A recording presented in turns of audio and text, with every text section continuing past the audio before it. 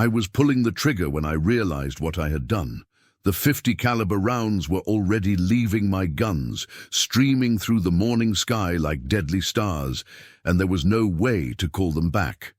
Below me, the Mustang I had just fired on was rolling into a death spiral, black smoke pouring from its engine, and I could see the pilot's face through his canopy, the face of my wingman.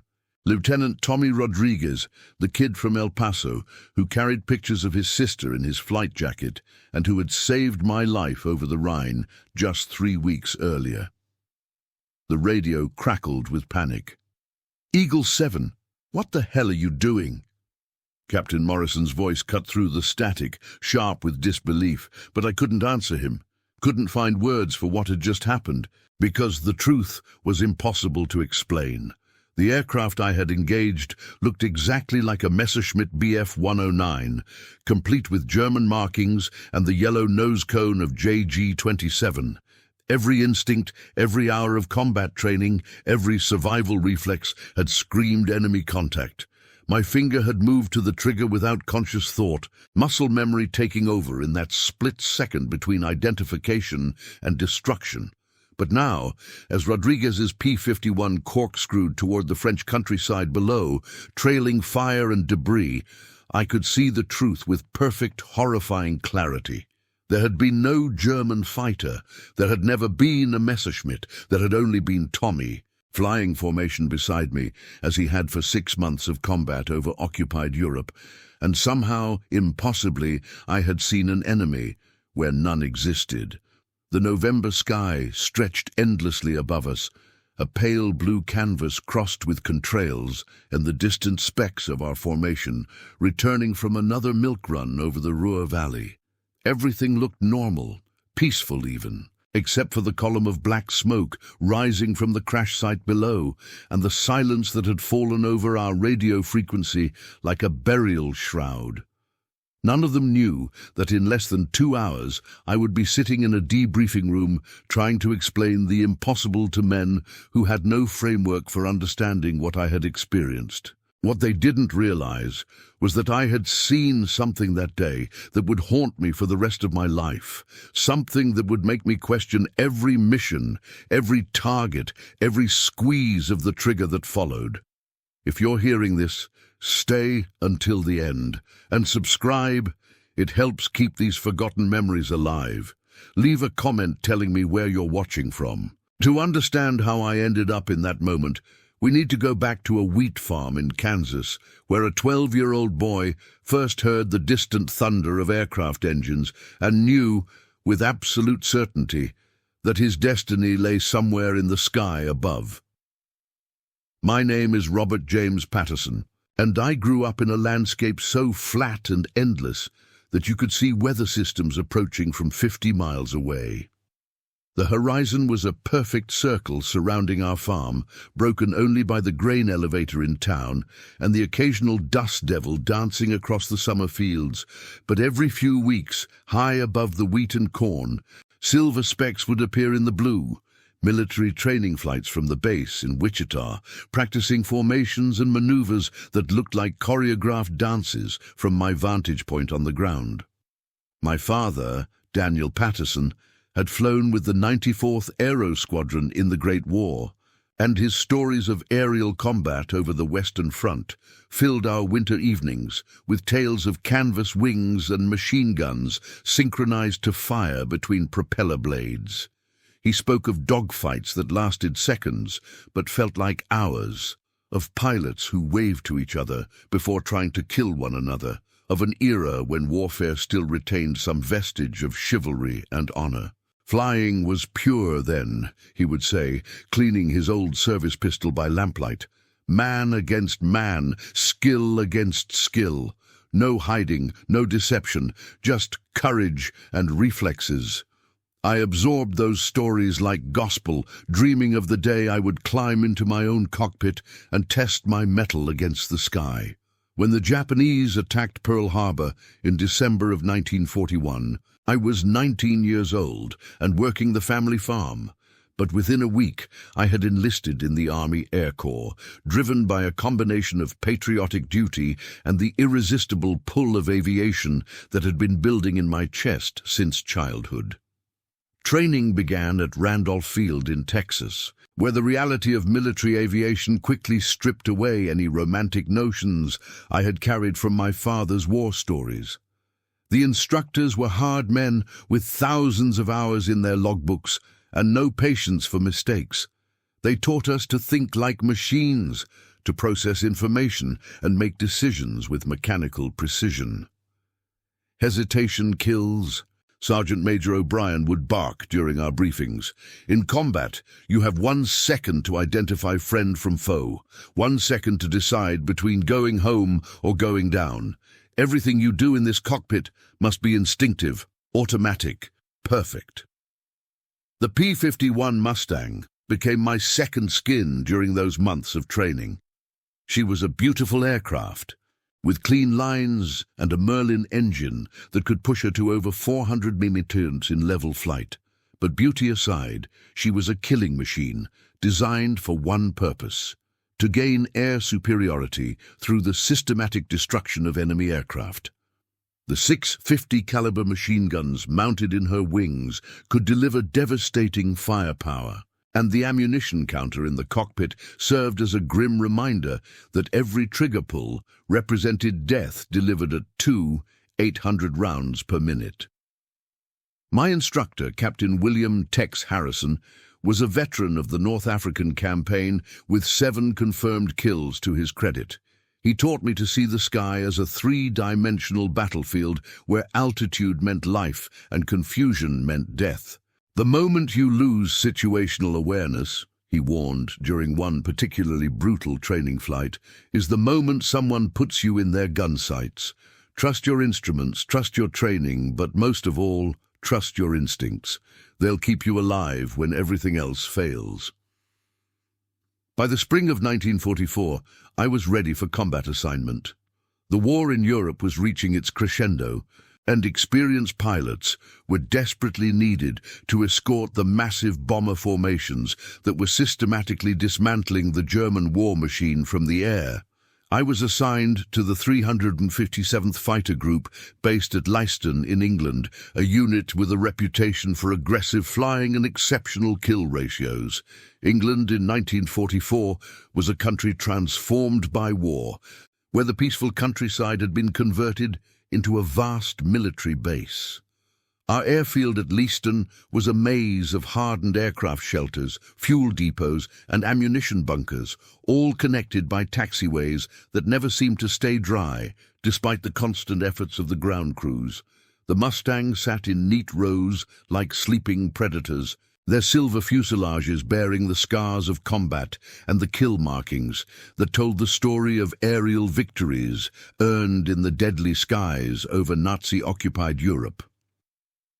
The other pilots in my squadron were a diverse group of men, united by their shared devotion to flying and their determination to end the war as quickly as possible. There was Captain Morrison, our flight leader, a quiet man from Oregon who flew with mathematical precision and had 18 confirmed kills painted beneath his cockpit.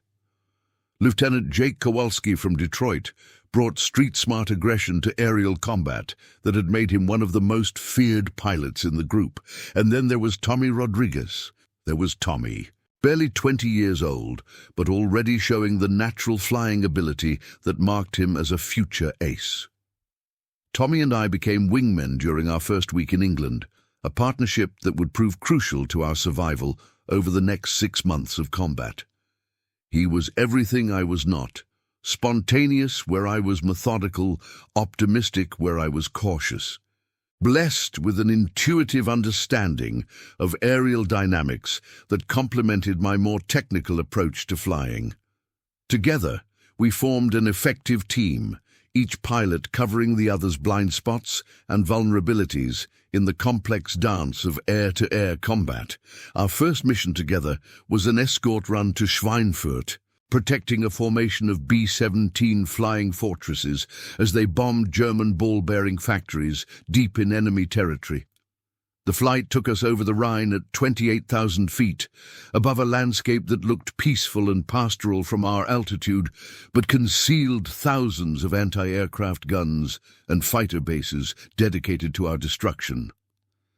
The bomber formation stretched for miles, a silver river of American industrial might, flowing inexorably toward its target, despite the flak bursts that bloomed like deadly flowers around the aircraft. German fighters appeared over the target area like wolves emerging from a forest.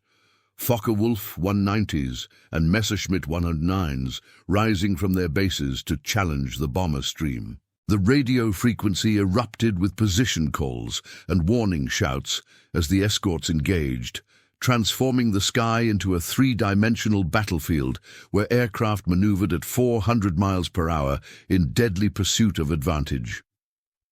My first combat kill came during that mission, a Bf-109 that made the mistake of diving through our formation to attack the bombers.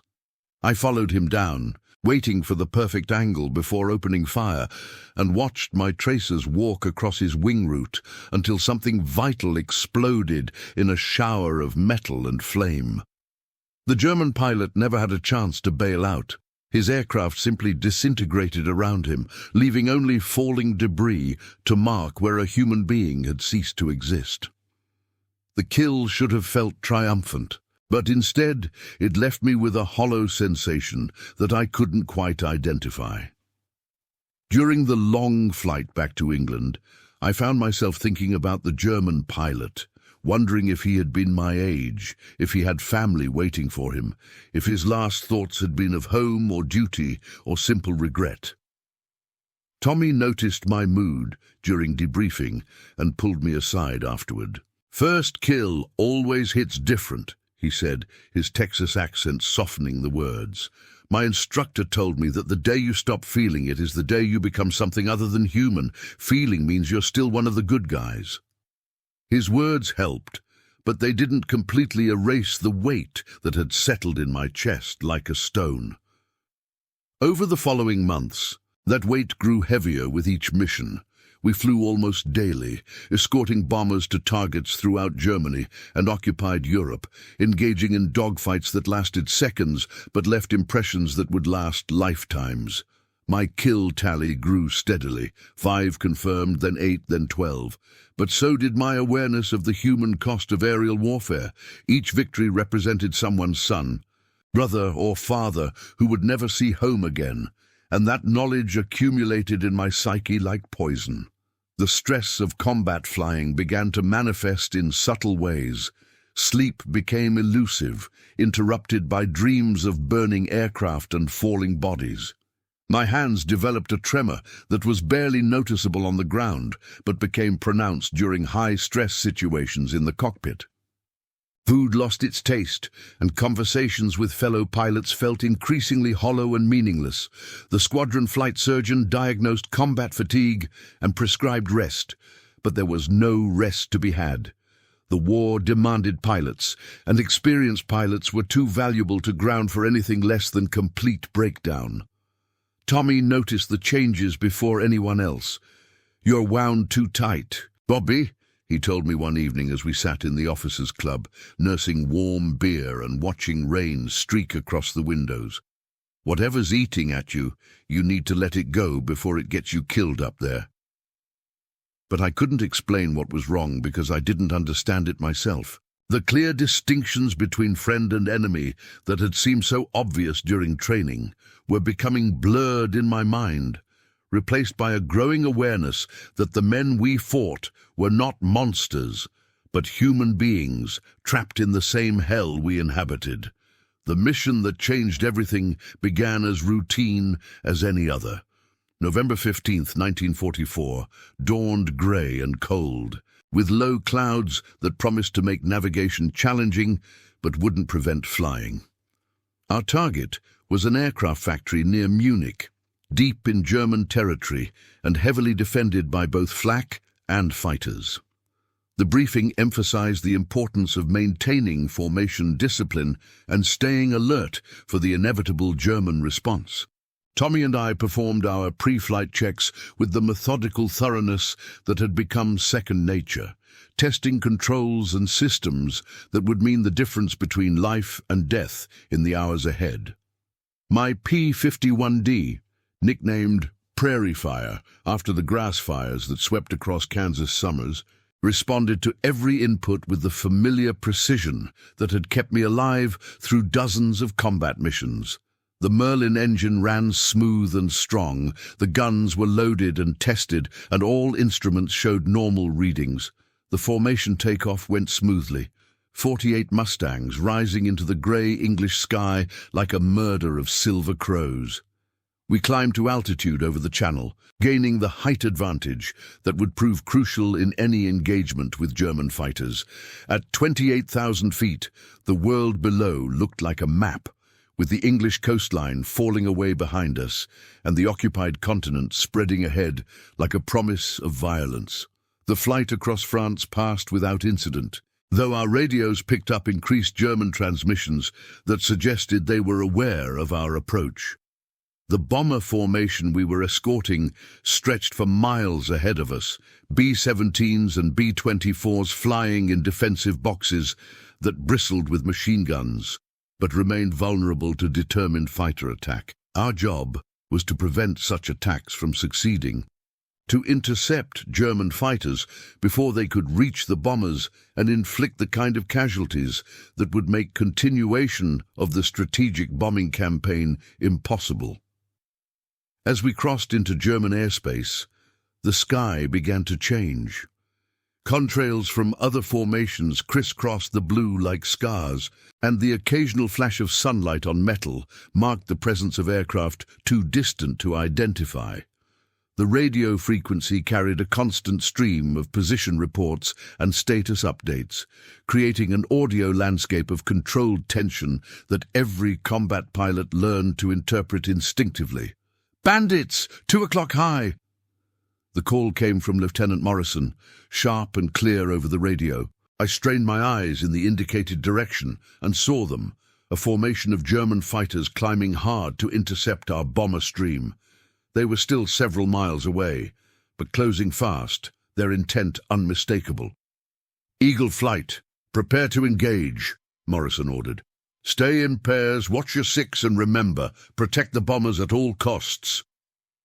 Tommy's voice crackled through my headphones, calm and steady despite the approaching battle. "Ready when you are, Bobby. Let's go hunting." We broke formation and dove toward the German fighters, trading altitude for speed in the classic tactical exchange that had governed aerial combat since the Wright brothers first lifted off from Kitty Hawk. The enemy formation scattered as we approached, individual aircraft maneuvering for advantage in the deadly game of three-dimensional chess that was air-to-air combat. I selected a target, a Bf-109 with yellow markings that indicated he was probably an experienced pilot, and began the careful dance of positioning that would either result in a kill or my own death. The German pilot was skilled, using every trick in the book to avoid my guns while attempting to maneuver into a position where he could engage me effectively. We spiraled downward through the sky, locked in mortal combat that absorbed every ounce of my attention and skill. The engagement lasted perhaps 3 minutes, though it felt like hours. I finally managed to get on his tail during a climbing turn, and my guns spoke with their familiar deadly voice, sending streams of .50 caliber rounds across his wing and fuselage. The German fighter shuddered under the impact, pieces of metal spinning away in the slipstream, and then it was falling away beneath me, trailing smoke and flame. But as I pulled out of my firing pass and looked around for Tommy, the sky seemed different somehow. The light had a quality I had never noticed before, and the other aircraft in the area appeared to shimmer and shift like mirages in the desert heat. My instruments were reading normally, but something fundamental had changed in my perception of the world around me. If you're still here, you're the kind of listener who keeps these stories from fading. Hit subscribe, it helps more than you think. That was when I saw him. Another Bf-109 flying in formation with what looked like 2 other German fighters, all bearing the distinctive markings of an experienced Luftwaffe unit. They were perhaps 2,000 feet below me and slightly to the left, apparently unaware of my presence. My training took over automatically. Identify the threat, gain position, engage with maximum force. I rolled into a diving attack, lining up on the trailing aircraft with the smooth precision that months of combat had drilled into my reflexes. The target grew larger in my gun sight, and I could see details that confirmed my identification. The angular lines of the Messerschmitt, the mottled camouflage pattern, favored by German day fighters, even what appeared to be individual kill markings on the fuselage. Everything about the aircraft screamed enemy, and I pressed the trigger without hesitation, watching my tracers reach out across the intervening space like fingers of death. But even as the rounds left my guns, something was wrong. The aircraft I was firing at seemed to flicker and shift, as if I was seeing it through water or heat shimmer. For just an instant, the yellow-nosed Bf-109 became something else entirely, a silver P-51 Mustang with American markings, flown by a pilot whose face I knew as well as my own. The transformation lasted only a split second before my target returned to its original appearance as a German fighter. But in that moment of clarity, I understood what I had done. The rounds were already on their way, and there was nothing I could do to stop them from finding their target. I could only watch in horror as the aircraft I had engaged, Tommy's Mustang, disguised somehow as an enemy fighter, shuddered under the impact of my fire and began its death spiral toward the French countryside below. The radio erupted with confused voices as the other pilots in our formation tried to understand what they were seeing. To them, it must have looked like I had simply opened fire on my own wingman without provocation or explanation. They had no frame of reference for what I had experienced, the impossible transformation that had made friend appear as foe in the crucial seconds when training and instinct overcame conscious thought. Eagle 7, what's your status? Morrison's voice cut through the chaos, demanding an explanation I couldn't provide. I don't know, I whispered into my microphone, the words barely audible even to myself. I thought, he looked like, Jesus Christ, what have I done? Tommy's voice never came over the radio. His P-51 hit the ground near a small village whose name I would never learn, exploding in a ball of flame that marked the end of a young man who had trusted me with his life and received death in return. The smoke column rose straight up in the still air, a black monument to friendship betrayed and innocence lost. The flight back to England passed in stunned silence. I flew formation mechanically, following the prescribed routes and procedures, while my mind struggled to process what had happened. The other pilots gave me a wide berth, uncertain whether I had suffered some kind of breakdown or simply committed an act of inexplicable betrayal. Either explanation was equally damning in the close-knit fraternity of combat aviation. The debriefing was a nightmare of questions I couldn't answer, and explanations that made no sense even to me. How do you tell a room full of experienced pilots and intelligence officers that you shot down your own wingman because he appeared to be a German fighter? How do you describe a hallucination so vivid and complete that it overrode every rational faculty and triggered a lethal response? Colonel Barnes, our group commander, listened to my account with the stone-faced expression of a man who had heard every possible excuse and explanation in 2 years of combat operations. When I finished speaking, he leaned back in his chair and studied me with eyes that had seen too much war and too many young men broken by the impossible pressures of aerial combat. "Lieutenant Patterson," he said finally, "you're grounded pending a psychiatric evaluation. Report to the flight surgeon tomorrow morning at 800 hours. The medical examination revealed nothing physically wrong with my eyes, my reflexes, or my nervous system. Dr. Sarah Mitchell, the psychiatrist assigned to my case, diagnosed what she termed combat-induced perceptual disorder, a condition she admitted was not well understood, but appeared to be related to the extreme stress of repeated exposure to life-threatening situations. The human mind, she explained during one of our sessions, has limitations that we're only beginning to understand. Push those limitations too far, and reality itself can begin to break down. I was never allowed to fly combat again. The official record listed my grounding as medical leave for nervous exhaustion, a euphemism that protected both my reputation and the Air Corps from uncomfortable questions about the psychological toll of modern warfare. I spent the remaining months of the war in England, working as a flight instructor for replacement pilots who were being rushed through training to fill the gaps in combat units. Tommy Rodriguez was listed as killed in action, shot down by enemy fighters during a mission over occupied France. His sister received a telegram expressing the nation's gratitude for his sacrifice and a flag that had flown over the Capitol building in Washington. She never learned that her brother had been killed by his own wingman, a young man from Kansas who had seen an enemy where none existed. The war ended in May of 1945, and I returned home to the wheat farm where my father still maintained his vigil over the endless horizons of the Great Plains. He never asked what had happened during my time in England, perhaps recognizing that some experiences could not be shared or explained. We worked the farm together in companionable silence, watching the seasons change and the grain grow beneath skies that no longer held the promise of adventure or the threat of death. I never flew again. The very sight of aircraft overhead brought back memories of that November day when perception and reality had diverged with fatal consequences. In quiet moments, when the wind moved through the wheat fields with a sound like distant engines, I would think about Tommy Rodriguez and wonder if he had seen the truth in those final seconds before impact. Had he understood that his death was not the result of malice or cowardice, but of something far more disturbing, the fundamental breakdown of a mind pushed beyond its limits by the inhuman demands of modern war?